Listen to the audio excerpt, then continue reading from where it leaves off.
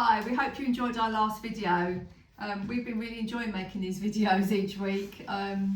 Maybe we'll do a little video at the end of all the mistakes that we've made. There's been a few bloopers, but not many. We're good at one takes, aren't we? Yeah, we are good at we one like takes. to keep it natural and make sure we're relatable. Yeah, everybody's the same. So, who's used one of these? These are the tulip Russian nozzles. They're so big, aren't they?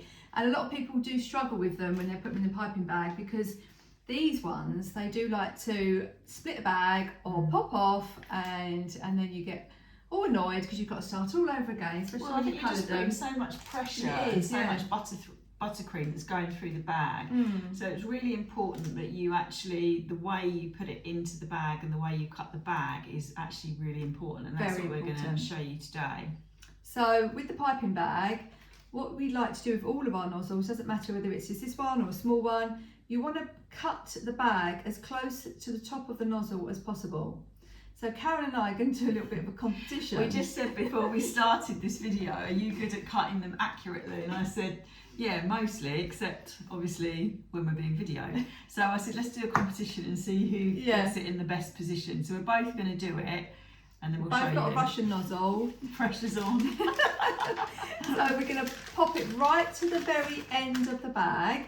So not wedge it in. No, see, not a lot wedge of people it in. push it down. You just want to let it just let go it drop gently. in. So you can do it this way or that way. Well, I'm going to turn it around now. And then what you want to do is pinch back slightly, so you can then cut the nozzle as close to the top as possible. So the way I do it, Karen... Oh, I'm playing ahead here. Yeah, I always just bend my bag over a little bit slightly. It might not work, but... I just go for it, which is probably why I'm not very accurate. But and we'll then see. I can see basically where the line is. And then I just moved my hand. I don't know whether I'm confident now or not. And then... Oh, look at that! Karen's done it better than me. Mine's I'm going to lean forward. Can you see? It's right on the edge. Yeah, you won. I'll give her that one. So that's keep following for our next competition. We'll be keeping score. So if you haven't quite cut it down, don't try and trim around the top. You don't want to do that because it goes all jaggedy. You want to push the nozzle completely down again so you can make it nice and straight, and then what you'll do is you'll make a very nice slight cut across, and then when you push the nozzle back up, it will be right to the very top of the nozzle again. And actually another thing to say is, even if it's sticking out just a tiny bit, I don't know if we can show you this on the camera. It's very tiny. That doesn't matter, because once you get the buttercream in, as you know if you've watched any of our videos or come to our classes, we always talk about having a really tight bag. And so when you actually squeeze that nice and tight and you squeeze the buttercream in, it actually stretches the nozzle slightly, and it will just like raise up. Yeah. So that's really the best way. And then there's just a couple of other little tips that we can tell you when you're cutting your nozzles.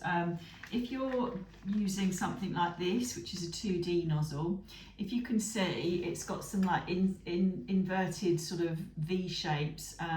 You've got to be careful when you do this, that when you cut this into a bag, you make sure that you clear all of the detail. So again, I'm going to do it in the same way. I'm going to just squeeze that back, and I'm going to cut that. And then when I push it into the bag, as you can see, it's cleared all of the detail in the nozzle. If you've got it covering up any of those gaps, the buttercream doesn't come out in the right way. So that's something just to remember with that nozzle. I don't know if you've seen these. These are fantastic. These are little couplers. So they come in two parts. So the large part goes in the bag, and then the small part, you would then put your nozzle on like so. I'll just grab you another piping bag, so I think it's good if we show you. Oh yeah, we can show you actually how we do that. So what you do is you get the large part, pop that in your bag. I put these in all of my small nozzles. You? I do, yeah, because whenever I don't, I might pipe something in, I don't know, say yellow, and then I think, I could have had a yellow something else, and okay, so annoying. So these are great for the smaller nozzles, like these ones here.